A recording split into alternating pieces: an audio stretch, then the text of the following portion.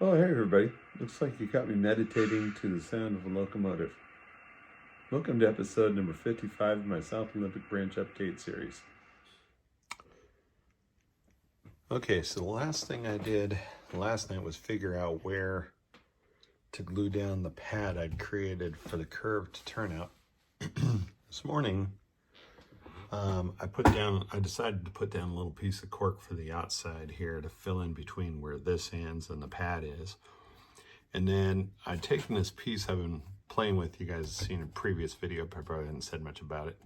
And I cut some off of this side of this, left the angle on this side, and then angled it this way as well.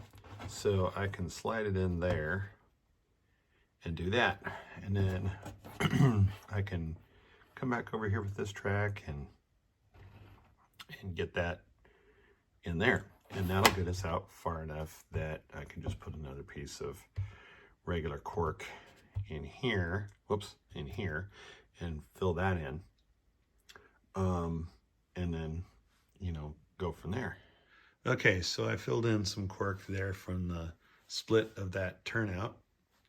And I put a ramp in here. This is a Homosaut ramp. Can't get these anymore. It's too bad, but you can't. Anyway, and then I could basically, roll out the intermodal yard from there and have that done pretty quick, but it's not a priority right now, in part because I would have to have a way to back a train in there or pull a train in there. And that would mean that I need to get all of the track laid, or at least track laid down to where those plastic parts boxes are, in order to make that happen. And I'm not even close to being there yet.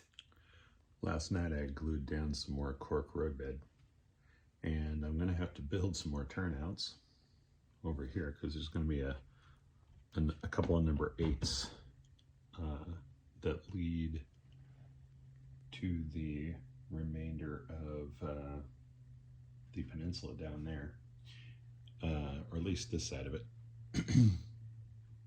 And then I also mounted the tortoise and glued down this turnout. It's still pinned down. I'm about to take up the pins and see if it still works. Okay, so I'm going to reach in the layout and give the tortoise a gentle push.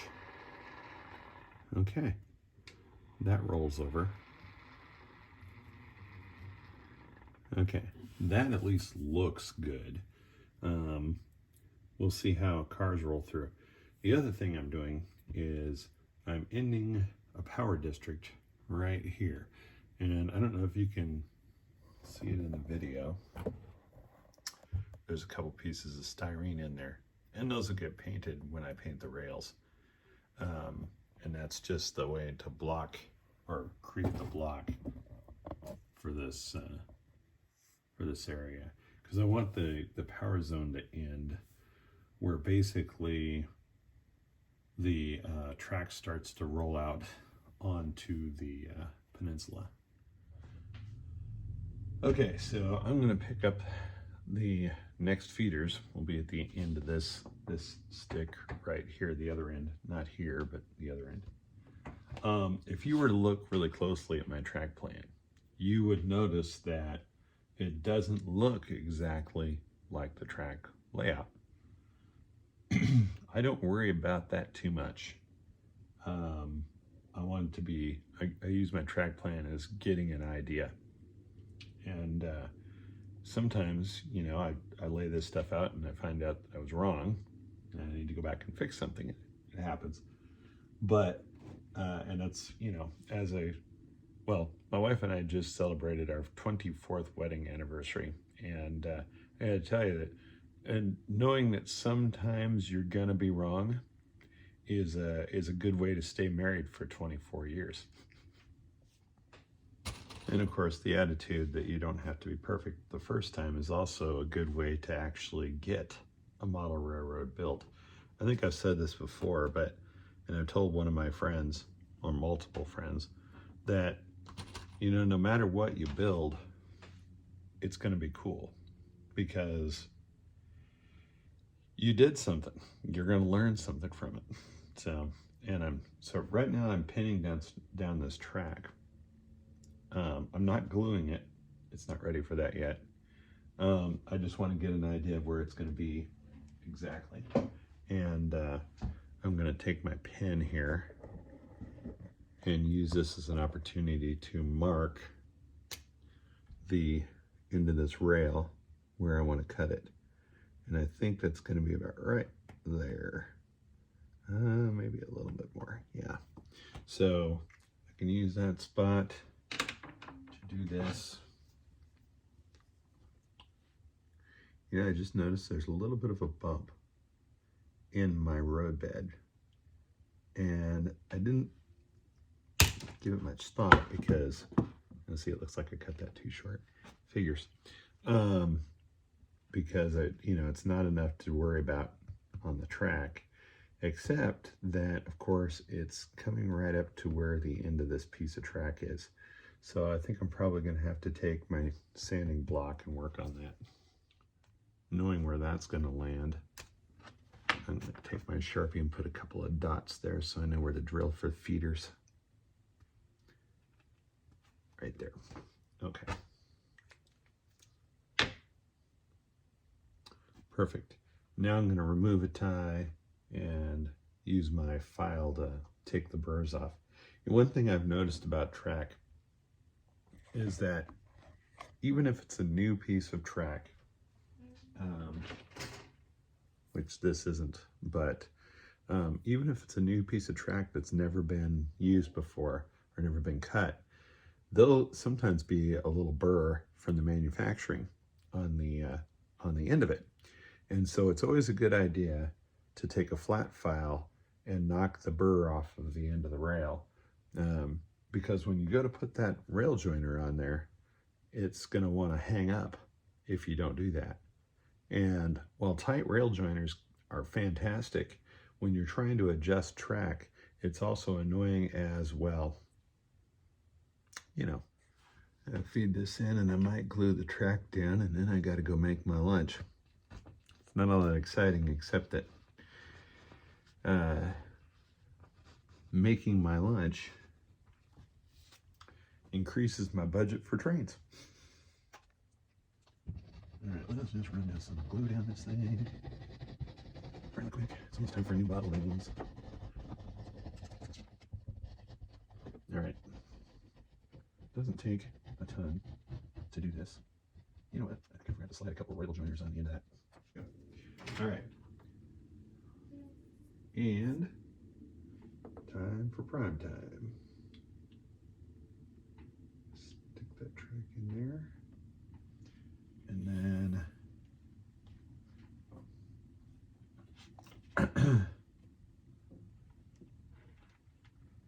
all right. Come on. Can you see this? Oh yeah, what I'm doing. So what I'm doing is I'm putting the my soldered on rail joiners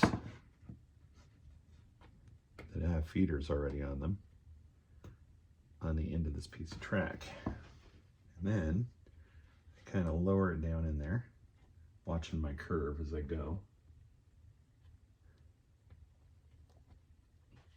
I'm tracking it a little bit, so I gotta grab it. I got some. These are some pliers that aren't sharp. I thought, what am I going to do with these when I got them? But turns out they've been really handy. They came with a set of some cutters that wore out a long time ago. I've got like 3 pairs of these around here somewhere. They're really handy though. Okay, so there are times when the rail joiners with the feeders soldered onto them will practically hold the track in place by themselves without even pinning it. Gonna do that this time. There we go. Even though I've filed off the end of those a little tight. Okay, so now I just need to make sure my track geometry looks good at the end of the turnout, and that I like the way it goes around the corner, and I do. Okay, gotta be mindful of the time here. So let's get this done. All right. Okay. Should be able to pull the pins when I get back from work. I looked at the geometry and I decided I wanted to adjust it a little bit, because when you run into two pieces of track and a curve, you want to make sure you don't have, that you're probably not going to have it kinked when it's all said and done. So I did this before and it worked pretty well. I'm going to do it one more time, where I stick this other piece of track on the end of this. This is kind of sacrificial track at the moment. And I'm doing this so that I can tell where the rail is actually going.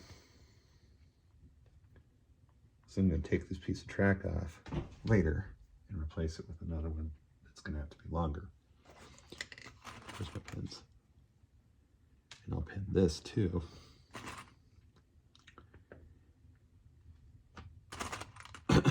And that helps eliminate any kinks that might try to form on me.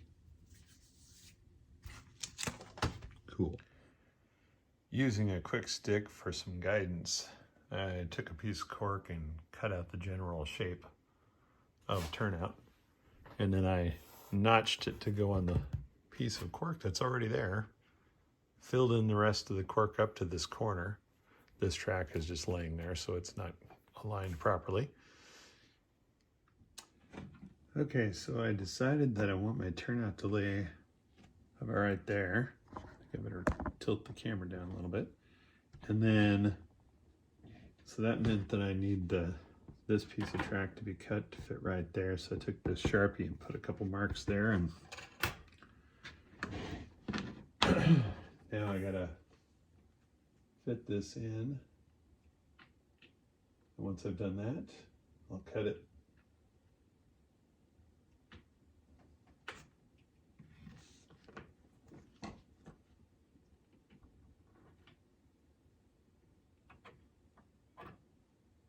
There we go. All right. Wanted to make sure that track went in and is aligned with the previous piece, especially when you're doing a curve, right? And as I said previously, make sure there's no kink in that joint. And then we are out here. There's my dots. So it should be right there. So we should have a dot on that rail and that rail, because these two should be the same. That looks pretty good.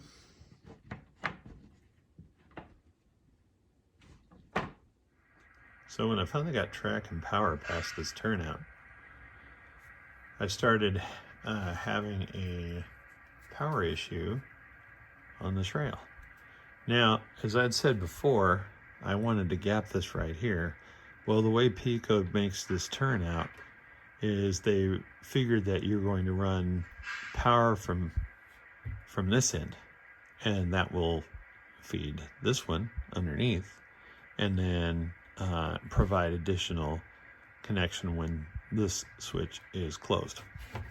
Well, because I have this gapped, that power is not perfectly reliable. I adjusted the Tortoise throw bar a little bit, and that helps. But I think what I'm going to end up doing is putting a feeder down here.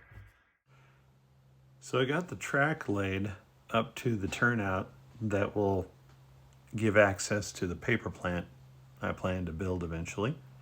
And we're going to watch 2042 roll up to that section and stop.